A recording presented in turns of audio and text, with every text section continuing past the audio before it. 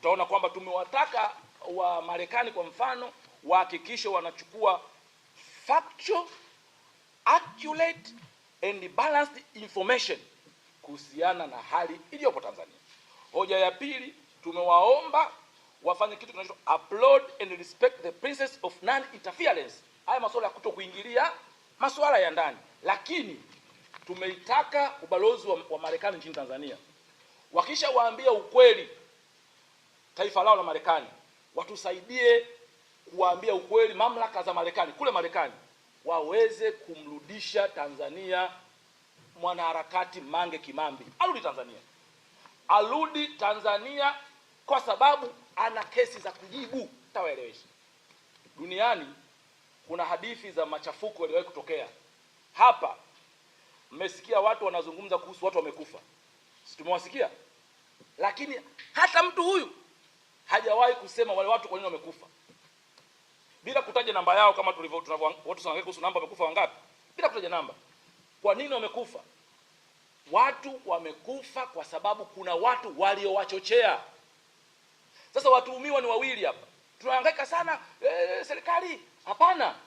Watuhumiwa ni wale walioua wale watu kama tunataka kutenda haki, na wale waliochochea. Yaani yule mtu ambaye alikaa miezi 6 anaandika kwenye mitandao, anajenga chuki, yule ni mtuhumiwa sawa sawa na yule mtu ambaye tunataka tumtuhumu kwa kuua. Ndiyo maana mauaji ya Rwanda waliofungwa ni walioua na waliochochea, wakiwemo wanahabari. Mtakumbuka vurugu zote zilizotokea duniani, watu wote waliohusika kuna pande mbili. Kwa sisi tunaitaka ubalozi wa Marekani, pamoja na kuheshimu utawala bora, pamoja na kuheshimu freedom of expression. Sisi tunaamini freedom of expression haina maana kuwa ni freedom of violation. Unaweza ukawa na uhuru wa kuzungumza, unaweza ukawa na uhuru wa kueleza hisia zako, lakini lazima uheshimu misingi ya unaozungumza. Leo watu wote waliosababisha watu wao wanaosema wamekufa wafe hawasemwi. Waliosababisha watu kufa ni Maria Sarungi ambaye amekimbia kutoka Kenya, amekimbilia Scandinavia. Waliosababisha watu wafe ni kina Mange.